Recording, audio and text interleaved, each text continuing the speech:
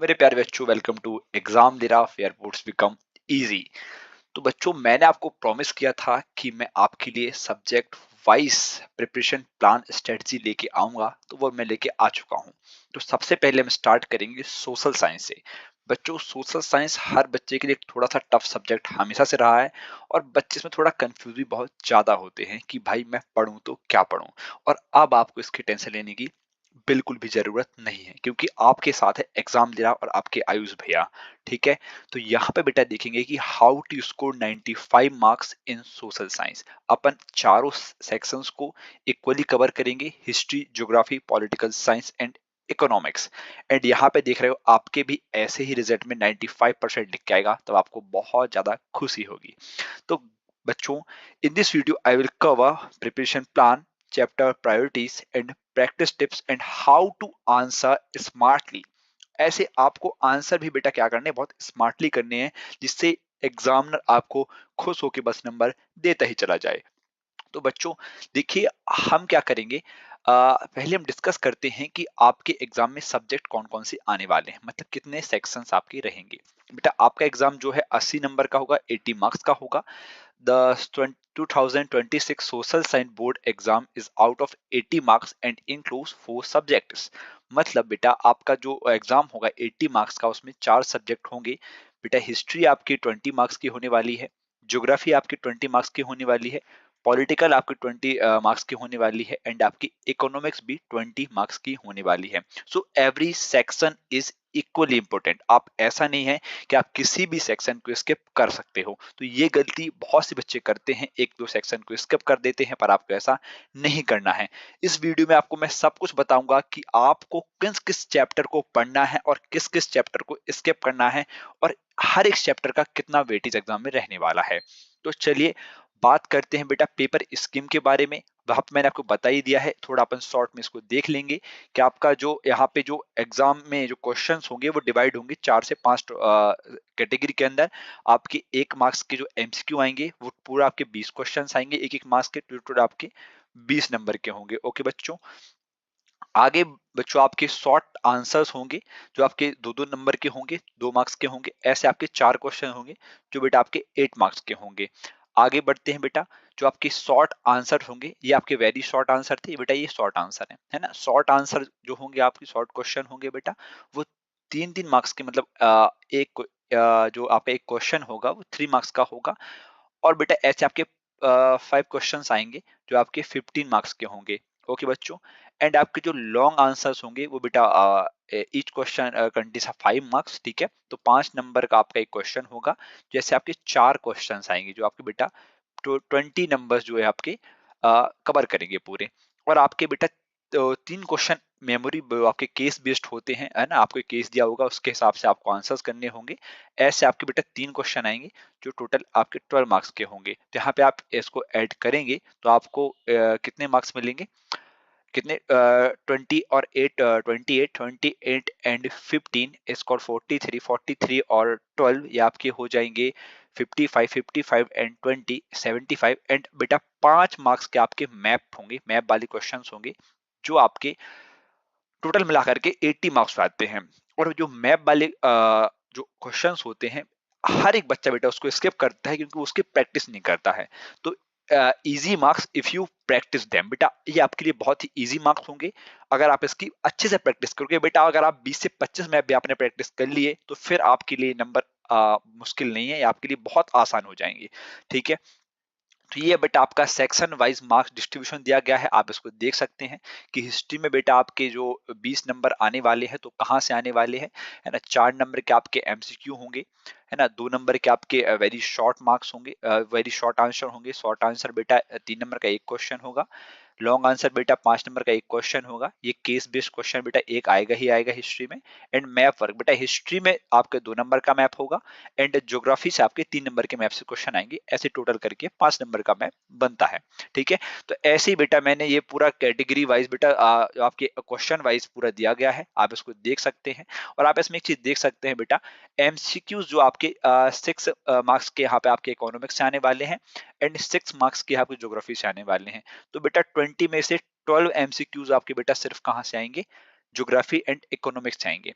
And में बेटा आपको एक बात बता दूं, यहाँ पे आप देख सकते हैं, यहाँ पे नंबर ऑफ चैप्टर्स आपका हिस्ट्री ले लीजिए, ज्योग्राफी ले लीजिए और पॉलिटिकल साइंस ले लीजिए, यहाँ पे नंबर ऑफ चैप्टर्स बेटा ज्यादा है compare to the economics. Economics बेटा नंबर ऑफ चैप्टर्स बेटा कम है, तो आपको इकोनॉमिक्स पे बहुत ज्यादा फोकस करना है, और बेटा उतनी ही इंपॉर्टेंस इकोनॉमिक्स भी रखता है। 20 मार्क्स पूरे आपको यहाँ से मिलने वाले हैं। यहाँ पे 6 आपके एमसीक्यूज होंगे और शॉर्ट आंसर होंगे जो 3 नंबर के 3 क्वेश्चन आएंगे, एंड एक क्वेश्चन आपका लॉन्ग आंसर भी होगा। लॉन्ग आंसर जो लॉन्ग टाइप ऑफ आंसर होते हैं ना, क्वेश्चन होते हैं, वो आएगा। एक क्वेश्चन यहाँ पे आने वाला है। अब अगर मैं आपको बताऊं कि आपको कौन कौन से चैप्टर्स बेटा यहाँ पे पढ़ने हैं, जो आपके किस चैप्टर से कितना वेटेज होने वाला है और किस किस चैप्टर को स्किप आपको करना है, ये वाला जो आपका पोर्शन है या जो आपका आपके लिए बहुत ज्यादा इंपॉर्टेंट होने वाला है। तो सबसे पहले बेटा हम बात करेंगे कि हिस्ट्री से आपको, जो India and the contemporary world आपका है, हिस्ट्री का जो पोर्शन है, उससे आपसे कौन कौन से चैप्टर पढ़ना ही पढ़ना है। तो बेटा the rising nationalism in Europe बेटा बहुत इंपॉर्टेंट चैप्टर है, क्योंकि पूरा का पूरा 5 नंबर का आने वाला है। बेटा नेशनलिज्म इन इंडिया, ये भी पूरा आपका 5 नंबर का ही आने वाला है। And the making of a global world, ये 3 नंबर का आने वाला है। द एज ऑफ इंडस्ट्रियलाइजेशन, ये आपका 4 नंबर का आने वाला है। Print culture and the modern world, बेटा 5 चैप्टर आपके आपकी हिस्ट्री में है, और पांचों चैप्टर आपके ऑलमोस्ट इक्वली इंपोर्टेंट है, तो हिस्ट्री को आपको इसके बिल्कुल भी नहीं करना है, ठीक है। अब बेटा बढ़ते हैं, जो आपका कॉन्टेम्परेरी वर्ल्ड है, आपका इंडिया है, जो आपका ज्योग्राफी है बेटा, ज्योग्राफी में टोटल आपकी 7 चैप्टर्स है। नंबर ऑफ चैप्टर्स जो है बेटा 7 है। तो यहाँ बेटा आप काफी चैप्टर्स को स्किप कर सकते हैं। तो यहाँ पे सबसे पहले आपको बेटा वाटर रिसोर्सेस पढ़ना है, ठीक है, जो आपके 5 नंबर का आने वाला है, ठीक है। And mineral and energy resources, जो आपके 3 नंबर का आने वाला है। मैन्युफैक्चरिंग इंडस्ट्री, जो आपके 6 नंबर का आने वाला है। And life lines of national economics, आपका 3 नंबर का आने वाला है। बेटा यहाँ पे आपको एक चीज देखना है, क्योंकि एग्रीकल्चर हो गया, फॉरेस्ट एंड वाइल्ड लाइफ हो गया, रिसोर्सेज एंड डेवलपमेंट हो गया, ये चैप्टर ऐसे हैं जो आपके डेली जो लाइफ है उससे काफी रिलेटेड चैप्टर्स ये है, जिससे अगर आप इसको नहीं भी पढ़ेंगे ना, तो आप अपनी एक जो होता है ना कि अपनी जो मेंटल एबिलिटी है बेटा, उससे भी आप इन चैप्टर से जो एमसीक्यू आने वाले हैं एक एक नंबर के, उसको आप सॉल्व कर सकते हो। तो यहाँ पे बेटा मैं आपको सजेस्ट करूंगा कि आपके पास टाइम कम है, तो आपको कम टाइम में अच्छे स्कोर करने के लिए यहाँ पे बेटा ये 4 चैप्टर्स पढ़ने बहुत जरूरी है। अगर ये चैप्टर भी आप पढ़ ले तो बेटा तो ये 3 चैप्टर आप पैसे ही कवर कर लोगे, कोई प्रॉब्लम इस पे आपको नहीं होगी, ठीक है। बाकी मैं आपके लिए एक एमसीक्यू सीरीज जरूर लेके आऊंगा, जिससे आपको एमसीक्यूज में बेटा कोई प्रॉब्लम नहीं होगी, सारे सब्जेक्ट के 20-20 नंबर आपके पक्के हो जाएंगे, ठीक है। एंड अब हम बढ़ते हैं बेटा डेमोक्रेटिक पॉलिटिक्स पॉलिटी में, बेटा वो भी आपका 20 नंबर का ही आएगा बच्चों, है ना। पावर शेयरिंग बेटा बहुत इंपॉर्टेंट चैप्टर है, बहुत प्यारा चैप्टर है। तो और 6 नंबर का इससे आने वाला है, तो आप इसको स्किप मत करना बेटा। पॉलिटिकल पार्टीज, इससे आप वैसे इसके बारे में सब कुछ जानते हैं, ठीक है, 5 नंबर का आने वाला है। जेंडर रिलीजन एंड कास्ट बेटा 3 नंबर कैसे आने वाला है, इसके बारे में आप बेटा एक बार ही पढ़ लेंगे ना, तो आप इजीली इससे नंबर खींच सकते हैं। 3 नंबर आपकी झोली में आकर डले हैं बेटा, ये है ना। आउटकम ऑफ डेमोक्रेसी, बेटे जब आप इस चैप्टर को पढ़ेंगे ना, पावर शेयरिंग को, है ना, तो तब बेटा आप जो डेमोक्रेसी के बारे में पढ़ेंगे, पॉलिटिक्स पॉलिटिकल पार्टीज के बारे में पढ़ेंगे, तब बेटा आप डेमोक्रेसी डेमोक्रेसी के बारे में पढ़ेंगे, तो बेसिकली आप उसके आउटकम्स वैसे ही जान जाएंगे। तो ये 3 नंबर बेटा बिल्कुल आपके लिए पक्के हुए रखे हुए हैं, आप इसको आसानी से ले सकते हो। एंड फेडरलिज्म भी आप इसको पढ़ लेना, 3 नंबर का है बेटा। जो पॉलिटिकल है आपका बहुत ही ईजी है, आप आसानी से एक बार बुक रीड करोगे ना, तो आप आसानी से कर जाओगे, ठीक है। आगे बेटा बढ़ते हैं इकोनॉमिक की तरफ। बेटा इकोनॉमिक मैंने बोला था आपके लिए बहुत इंपॉर्टेंट है बेटा, 4 चैप्टर यहाँ पे दे रखे हैं, जिससे बेटा दिख रहे हो आप, sectors of the Indian economy, ये बहुत ही इजी चैप्टर्स है। 3 प्राइमरी आपके सेक्टर्स होते हैं, आपने पढ़ा होगा, नहीं पढ़ा है बेटा मैं आपको एक बहुत आसान वे में एक्सप्लेन कर दूंगा इस चैप्टर को। अगर आप चाहते हो तो बेटा इस चैप्टर को पूरा 20 से 25 मिनट में आपके लिए वीडियो लेके आ जाऊंगा, इसमें पूरा चैप्टर एक्सप्लेन कर दूंगा। तो अगर आप इसको चाहते हो बेटा कमेंट करना इकोनॉमी चैप्टर, ठीक है, आपको ये कमेंट करना है ना, या आप इकोनॉमी भी कमेंट कर सकते हो, तो मैं आपके लिए एक प्यारी सी वीडियो बना के ले आऊंगा इकोनॉमी की सारी चैप्टर्स की, ठीक है। एंड मनी एंड क्रेडिट, बेटा ये मनी एंड क्रेडिट आपका डेली लाइफ से जो है रिलेटेड है, 6 नंबर का आने वाला है ना, तो आप ये देख रहे हैं 30 नंबर तो आपकी यहीं से कंप्लीट हो गए हैं ना 20 में से। एंड आपको globalisation and the Indian economy. बेटा 5 नंबर कहाँ से आने वाला है?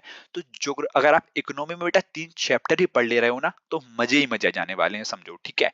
अरे आप कोई टेंशन आपको होगी नहीं, और एमसीक्यू की जिम्मेदारी तुम्हारे भाई ने ले रखी है, ठीक है। तुम्हारा भाई तुम्हारे लिए एमसीक्यू लेके आएगा और धुआं धुआं करवा के जाएगा पूरे एग्जाम में, है ना। तुम वहां से चिल्लाते हो आओगे कि भैया ने मौज करा दी, आयुष भैया ने यहाँ पे बेटा मौज करा के रख दी पूरी, ठीक है।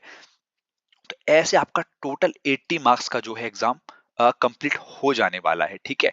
अब बेटा आगे हम बढ़ते हैं ना, आगे हम बढ़ेंगे अ, की questions and type of bird limit. बेटा की question types and bird limits के साथ अपन को वर्ड्स की लिमिट्स कितनी रखनी है अपन को ये पता होना चाहिए, क्योंकि अगर ज्यादा वर्ड्स अपन लिखेंगे तो बेटा टाइम वेस्टिंग हो जाएगी, कम वर्ड्स लिखेंगे बेटा नंबर वेस्ट चली जाएंगी, नंबर ही नहीं देगा एग्जाम इधर, है ना। वो बोलेगा भाई इतना से लिख के आया है तो क्या ही नंबर दे दूं तुझे, है ना। तो बेटा वो जो very short type of answer होंगे जो 2 नंबर के आने वाले हैं उनमें 40 वर्ड्स मैक्सिमम बेटा जो है ना, मैक्सिमम 40 वर्ड लिखने हैं अपन को, ठीक है। और मिनिमम आप 35 to 30 वर्ड्स लिखोगे ना तो चलेगा, ठीक है। जो आपकी शॉर्ट आंसर होंगे जो 3 नंबर के आने वाले हैं, इसमें 50 to 60 वर्ड्स आप लिख दोगे तो ई चलेगा, ठीक है। लॉन्ग आंसर में 100 to आप 120 वर्ड्स भी लिखोगे, मजा आ जाएगा, कोई प्रॉब्लम नहीं, ठीक है।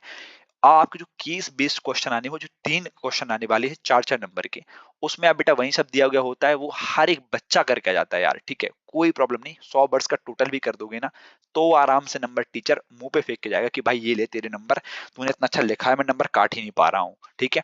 अब आगे बढ़ते हैं बेटा, नेक्स्ट अपनी स्ट्रेटजी में क्या है, how to plan your preparation. बेटा हर बच्चे का डाउट, बेटा मैं पढ़ाई स्टार्ट ही कहाँ से कर दूं, है ना। तो बेटा आपको डेली गोल्स बनाने हैं, है ना। Here smart time table you can follow, है ना। अपन को डेली गोल्स बनाने हैं कि भाई मुझे क्या करना है, तो बेटा गोल्स मैं आपको बता देता हूँ, सिर्फ आपको इसको फॉलो कर लेना है बस।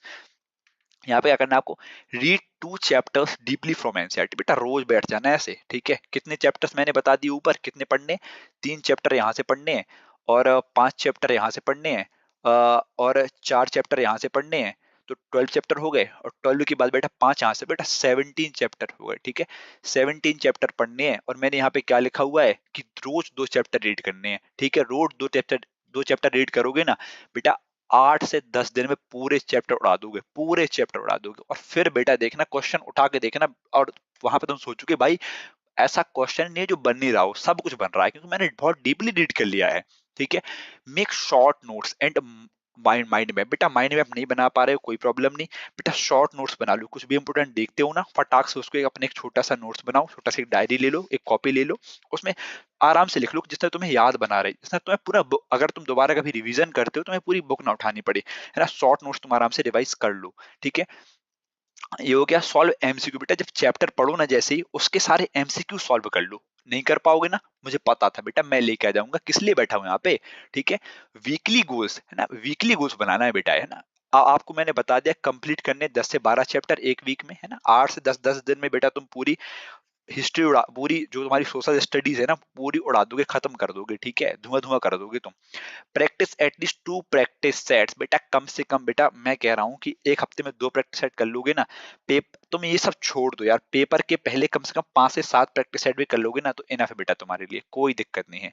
Revise map dates and keywords. बेटा ठीक है, एक क्या करना है बेटा, सारे जो डेट्स है ना उसको एक पेज में लिख लेने हैं, उसको डेली रिवाइज करना है, ठीक है। डेली रिवाइज करना है उसको, सारे जो इतनी भी तुम्हारी जो इंपोर्टेंट डेट्स हैं उसको लिख लेना है, ठीक है।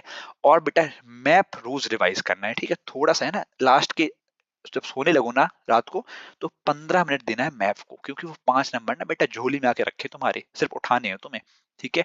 Subject wise focus. बेटा हिस्ट्री और ज्योग्राफी और पॉलिटिकल और इकोनॉमिक्स इसमें तुम्हें इक्वली फोकस करना है, किसी के साथ ऐसे ना बेटा सौतेले बच्चे सब जो है बिहेव नहीं करना है, ठीक है। हिस्ट्री में अगर बात करेंगे for history focus on story telling and causes and effect. बेटा स्टोरी टेलिंग पे ये सब फालतू चीजें यहाँ पे लिखी हुई हैं बेटा, कोई तुम्हें इतना नहीं पढ़ना है, ठीक है।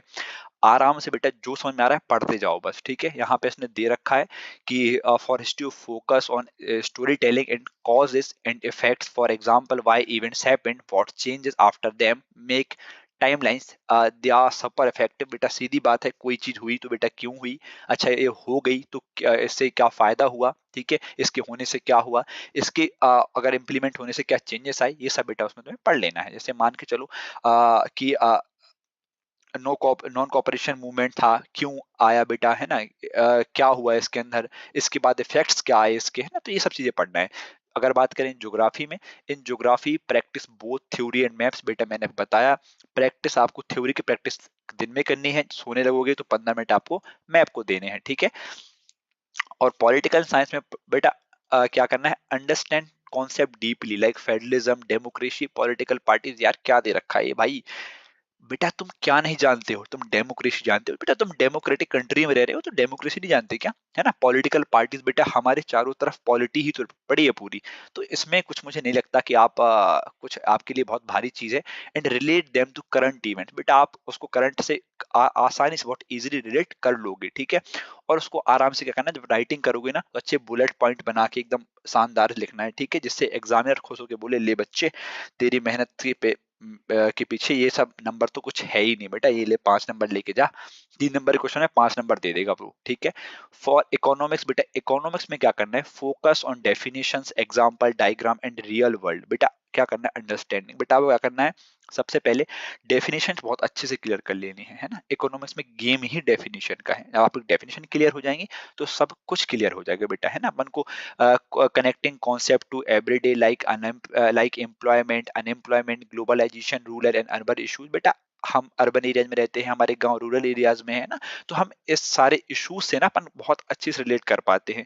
अपन को पता है जो एम्प्लॉयमेंट अनएम्प्लॉयमेंट है ना, जो एम्प्लॉयमेंट है कितना अनएम्प्लॉयमेंट बढ़ रहा है, सब कुछ अपन को पता है बेटा, सिर्फ थोड़ा सा पढ़ने की देर है, बस थोड़ा सा पढ़ लोगे ना तो इजीली कर लोगे, ठीक है। आंसर राइटिंग स्ट्रेटजी, ये बेटा बहुत इंपॉर्टेंट है, ठीक है। दे दिस इज द की, बेटा ये चाबी है। Just knowing concept is not enough, बेटा किसी भी कॉन्सेप्ट को जानना काफी नहीं है। You must write smart answer, बेटा तुम काबिल होने चाहिए एक अच्छे आंसर, एक स्मार्ट आंसर लिखने की, है ना। तुम्हें क्या आता है बेटा ये कोई नहीं देखता, है ना। तुम एग्जाम में क्या लिख पाओगे एग्जामिनर वही चेक करेगा, वहां तुम फिर नहीं बता पाओगे अरे नहीं मुझे तो ये आता था, नहीं मैं लिख नहीं पाया तो मैं क्या कर सकता हूँ, बेटा ये नहीं चलेगा वहां पे, है ना। तो जो तुम्हें आता है बेटा उसको लिखना बहुत अच्छे से आना चाहिए और बहुत सुंदर लिखो उसको, है ना। स्टिक टू वर्ड्स में, बेटा वर्ड्स लिमिट पे ध्यान देना है ना। मैंने बताया कि अच्छे से वर्ड, मैंने आपको वर्ड्स लिमिट ऊपर बता दी है, उसके हिसाब से आपको ये करना है, ठीक है। यूज बुलेट पॉइंट, बेटा बुलेट पॉइंट का यूज करो, है ना, पॉइंट्स बना के आंसर लिखोगे तो थोड़ा अट्रैक्टिव लगता है। अंडरलाइन कीवर्ड्स, बेटा अंडरलाइन कीवर्ड्स को थोड़ा अंडरलाइन करो, थोड़ा क्लियर विजिबली लिखो, है ना। For long answer always include introduction and conclusion, है ना। Use neat hand writing and separate paragraph, बेटा ये बहुत सही चीज लिखी है यहाँ पे। आपको क्या करना है, पैराग्राफ अच्छे से बनाना है, सारे पैराग्राफ्स को अच्छे से सेपरेट करके लिखना है ना। और हैंड राइटिंग इतनी प्यारी होनी चाहिए ना बेटा, कुछ गलत भी लिख दो ना तो टीचर बोले वाह यार कितना प्यारा इसने लिखा है, तो कन्फर्म इसने अच्छा ही लिखा होगा, है ना।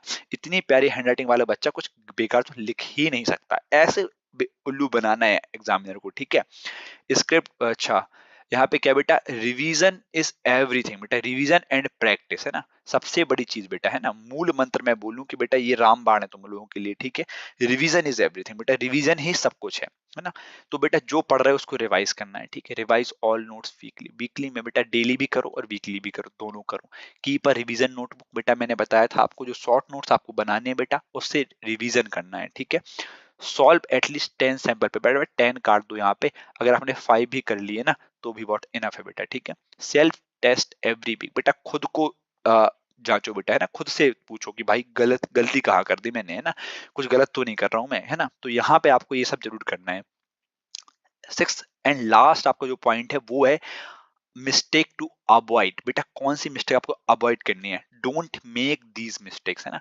कौन सी मिस्टेक नहीं करनी बेटा, ignoring NCERT text and just following guides, ठीक है। स्पीकिंग स्किपिंग एमसीक्यूज और case based practice, not revising map, poor time management in writing, बेटा सारे पॉइंट्स आपके लिए बहुत जरूरी है, पर यहाँ पे बेटा जो दो आपके पॉइंट है मैप को रिवाइज ना करना, ये बहुत बेटा आपका भूल या मिस्टेक हो सकती है बेटा, इसको नहीं करना है। आप ऐसा एक रूल बना लीजिए कि सोने से 15 मिनट पहले तो मैं मैप रिवाइज करूंगा ही या करूंगी ही करूंगी, ठीक है। बेटा मैनेजमेंट, टाइम मैनेजमेंट बहुत जरूरी है। अब आंसर लिखोगे तो बेटा अंडर अ टाइम आपको उस कंप्लीट करना है। अगर आपने टाइम के बाहर जाके किया तो बेटा कुछ मतलब नहीं, पेपर छोड़ के आ जाओगे, फिर बोलोगे अरे यार मैं अच्छा कर सकता था पर कर नहीं पाया, ठीक है। इग्नोरिंग एनसेट, बेटा एनसेट इग्नोर नहीं करना है, क्योंकि बेटा वही तो बेस है, अगर उसको इग्नोर कर दोगे तो कहाँ जाओगे बेटे, है ना। तो ये सब नहीं करना है, ये मिस्टेक बिल्कुल नहीं करना है। आई होप आपको ये समझ में आ गया होगा। सो आप इस कंप्लीट सोशल स्टडी की मैंने जो स्ट्रेटजी आपको बताई है, कौन कौन स्टेप आपको पढ़ने हैं, थोड़ा वीडियो लंबी हो गई है पर बेटा धुआं उड़ा दो करके स्ट्रेटजी को फॉलो कर लोगे। अगर आप इस टॉपिक पर वीडियो चाहते हैं तो बेटा कमेंट कर देना कि इस टॉपिक पर वीडियो बना दो, है ना। तो मैं आपके लिए वीडियो 110% लेके आऊंगा। एंड बेटा bye bye and happy face, है ना, ऐसे ही हंसते रहो मुस्कुराते रहो, इससे कॉन्फिडेंस लग रहा है बंदा एकदम, है ना। और बाय बाय बेटा, है ना, मिलता हूँ बाद में। अपने परिवार एग्जाम दे रहा, बोर्ड्स बिकम इजी, है ना, अपने लिए सब सारे बोर्ड्स क्या है बेटा इजी है, ठीक है। तो बेटा मिलते हैं नेक्स्ट वीडियो में, तब तक के लिए बाय बाय, टेक केयर बेटा, अच्छे से पढ़ते रहो, है ना, और बोर्ड्स में झंडा गाड़ देंगे इस बार, ठीक है, बाय बाय।